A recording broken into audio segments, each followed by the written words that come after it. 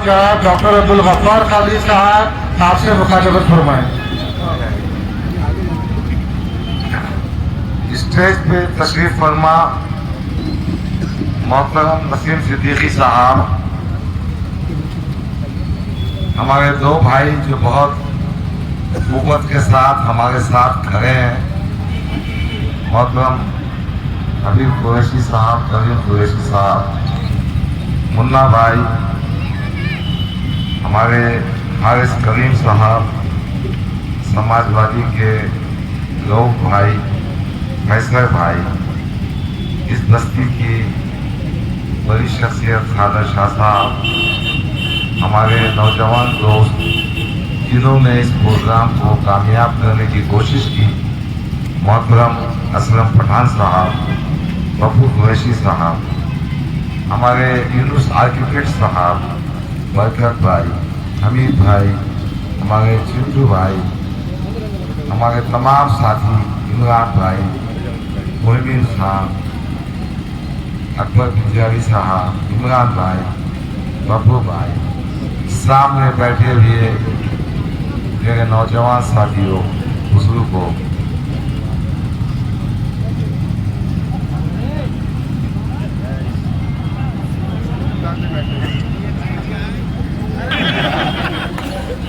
मालूम नहीं क्या बात है, जैसा हमारे मुखालिफिन भी ऐसी ही कुछ बातें करते।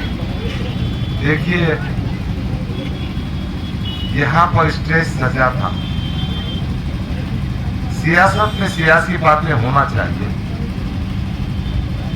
मगर जिस शख्सियत ने जो बातें की है उससे उनकी हैसियत का अंदाजा होता है। ताईदी बयान के बाद इनके जमीन के नीचे की जो है ना, सड़क के जमीन, ये हम तो आ गए हैं। अब इस पोखराट में ऐसी वैसी बातें कर रहे, मोहब्बत में है मुझसे, उसको नहीं बख्श के तो देखो भी नहीं बख्शेंगे। देखो मकान वापिस जाने का है भाई, और मुझे भी मकान वापिस जाने का, और भाइयों को भी जाने का। तो मौलाना सज्जाद नुमानी साहब ने जो तायीद की है, हम उसके लिए शुक्रगुजार हैं। यही सज्जाद नुमानी साहब ने पार्लियामेंट के इंतखाबात में एक छोटा सा audio clip Khizar Patel advocate और सज्जाद नुमानी की बातचीत का था। वो ऑडियो क्लिप क्या था मालूम? उन्होंने कहा यहाँ ऐसी ऐसी हालात है, तो मौलाना से देख सकते हैं इसकी हाथ। कहा अगर इम्तियाज जैसे चुनकर आते हैं तो यकीनन हमने उनकी मदद करना चाहिए। ऐसा कोई ताईदी लेटर नहीं था, ना ताईदी बयान था। क्या वायरल किया उसको? ये मौलाना सज्जाद नुमानी की ताई और बेटे, अब सज्जाद नुमानी ने तुम्हारी तारीफ नहीं किया तो तुम्हारे जो छोटे मोटे चर्चे हैं ना, वो मौलाना के खिलाफ वीडियो डालते। हम नहीं मानते। अरे मत मानना, फिर कौन मानोगा? क्योंकि तो उलमा का एहतराम नहीं करता ना। अबे तू नहीं माना तो झक माना, बेइज्जती करा उलमा की तू। बहरहाल मेरे भाई ने बहुत वजाहत से उस बात को कहा है। मैं एक ही बात कहना चाहता हूं, जब कोई फैसला उलमाए दीन का, बड़े आलम दीन का इनके हक में आता है तो वो उलमा का एहतराम करते हैं, और जब कोई फैसला इनके हक में नहीं आता है तो ये नाजेबा, ओछी, घटिया, गंदी हरकतों में आते हैं। तो आपने इनको समझना चाहिए। जो वारिस अंबिया को ओछी गंदी जबान में गालियां देती है, उनको सियासी तौर पर दफन करना चाहिए। मैं इस मजबूरी से कहना चाहता हूं, आपके दिल को जो ठेस पहुंची है, ये ठेस, ये आपको जो तकलीफ पहुंची है, ये ठेस आप 20 पर कारपोरेटर्स के बोलने पर बहुत सारी मदद की है और एक किस्सा भी सुना दिया उसने। एक दफा कुछ गाड़ी से एक्सीडेंट हुआ था, उसका पूरा खर्चा मैंने दिया था। इसके बाद भी ये अगर मेरे पीछे पलता है तो मैं भी इससे बदला वसूल करूंगा। तो ये किस्सा, आप काम नहीं करेंगे, लोगों को लूटेंगे, बदनामी करेंगे, फिर कहेंगे डॉक्टर के दामाद ने हाथ पकड़ पकड़ के मशाल को। अब तेरे को तो जूते मारना चाहिए है, तेरे को तो चौगस्ते पे खड़े जूते मारना चाहिए। कहाँ पैसे खाया बताओ मैं तुमको। अख्तर हाजी क्या बताओ, अख्तर हाजी है क्या मीटिंग में? हमारे दोस्त कितने पैसे मंगाया सुनाओ मैं। इसका काम और धंधा सिर्फ पैसे खाना है और नाटक करना, नाटक। बहरहाल ये चंद बातें थी जो मैं कहना चाह रहा था, क्योंकि मुखालिफिन की तरफ से आई। अब मैं असल मौजू की तरफ आना चाहता हूँ। अजीज़ान इकरामी, किस्सा ये है कि वैजापुर के दौरे में जब मैंने भाषण किया बाबरी मस्जिद की, मैंने बात किया मुस्लिम पर्सनल की, मुस्लिम ने बात किया CAA की, लोगों ने खुश भी हुए। जैसे करना पहुंचे हम, तो इम्तियाज अली ने कहा आहिस्ता से मेरे कान में, डॉक्टर साहब बाबरी मस्जिद, नारे तकबीर, पर्सनल की बात मत कीजिए, अपने को हिंदू वोट नहीं मिलेंगे, अपन आदर्श लोगों को पटा गए, ये बात नहीं करना चाहिए। अरे मिस्टर इम्तियाज अली, दोगलापन बंद कर। फिर उसके बाद मैंने तय किया था कि क्या करना चाहिए, इनका साथ देना चाहिए कि नहीं देना चाहिए। और मैंने एक खत लिखा था सदर नबी इस्लाम को कि इम्तियाज अली की हरकतें इस काबिल नहीं कि मेरा दिल गवारा नहीं करता कि मैं पार्लियामेंट में 10 इंतखाबात के साथ हूँ। मेरे बहुत सारे साथी थे। एक मीटिंग हुई, वो मीटिंग में इम्तियाज अली साहब आए। मैंने मेरे दामाद को समझाने के लिए मकान भी गया, तो मेरे दामाद ने कहा मैं नहीं आऊँगा। फिर मैंने मेरी बेटी को फ़ोन किया, बेटी माँ क्या पका, मैं खाना खाने के बाद घर को आता हूँ, जवार की रोटी खाता हूँ मैं शौक से। बेटी ने कहा जी जवार की रोटी खाने आओ। मैंने खाना खाया। मैंने मेरे दामाद से कहा डॉक्टर उमर हाफी से, इम्तियाज घर पे आ रहा है, जान दीजिए अपन हिस्सा ख़त्म कर देंगे। मेरे दामाद ने कहा नहीं, मैं उसे माफ नहीं करूँगा। मैंने ऐसे ऐसे केसेस पे फीस कम की है, ऐसे ऐसे वक्त में मकान। नबी साहब ने कहा कि डॉक्टर गफ्फार कादरी ने 2014 में पैसों के लेन देन की बात की। आज 2024 में उनको याद आया कि गफ्फार कादरी इतना खराब आदमी है जो सियासत में लेन देन की बात करता है। मेरा सिर्फ एक ही कहना है, असद साहब आप तो देश की क़ियादत करने निकले हैं, आप तो उम्मत मुस्लिमा के अपने आप को नेता कहते हैं, फिर क्यों झक मारने के लिए गफ्फार कादरी को 10 साल पार्टी में रखा?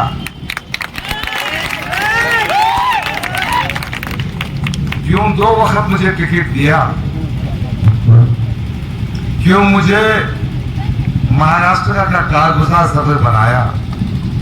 दोस्तों सच्चाई तो ये है, अल्हम्दुलिल्लाह मेरा दामन इतना पाक है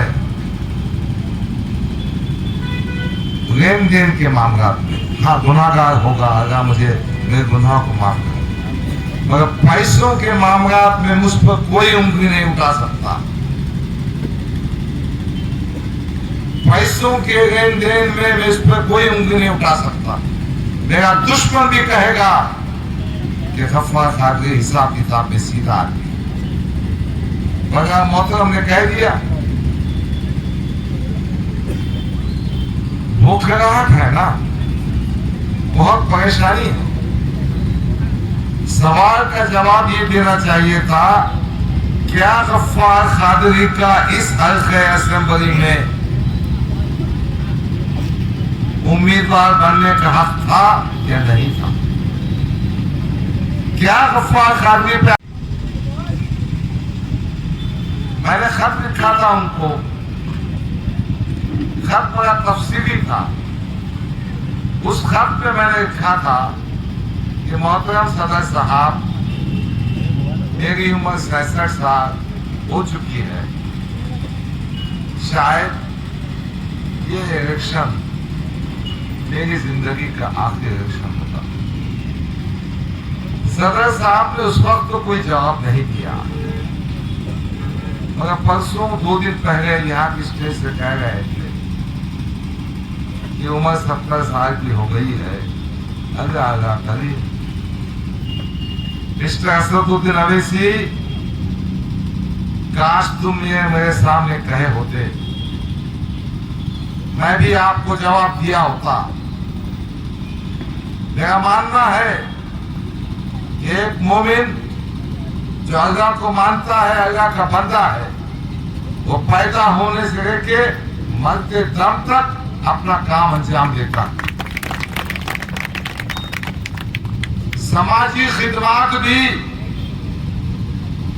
सियासी मैदान में मेहनतगरी से काम करना भी, सियासत में मुसलमानों की ईमानदाराना खिदमत करना, अवाम की खिदमत करना भी अल्लाह अल्लाह करने के बराबर है।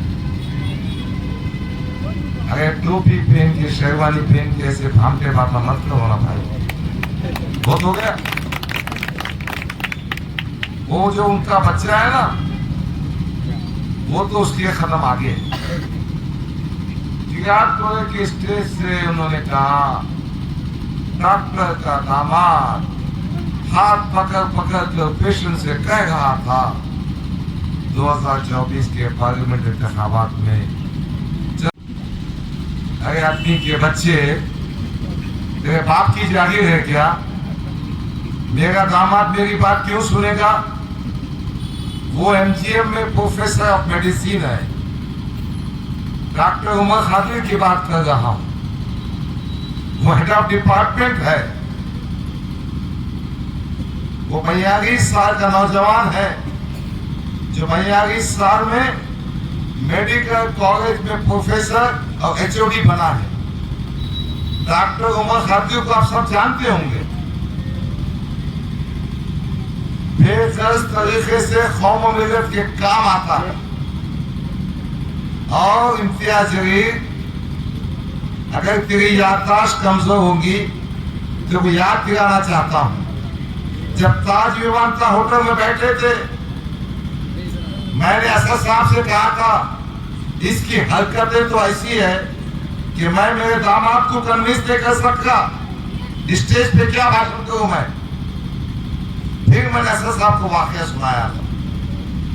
कोविड के जमाने में इनके कुछ कारपोरेटर्स एमजीएम अस्पताल पहुंचे, इनको पैसा वसूल करने का था।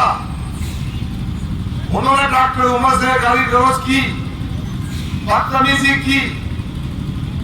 जो डॉक्टर उमर हमेशा इनसे खिदमत में पेश आता था, इनकी मदद करता था। मेरे दामाद ने मुझको फोन किया,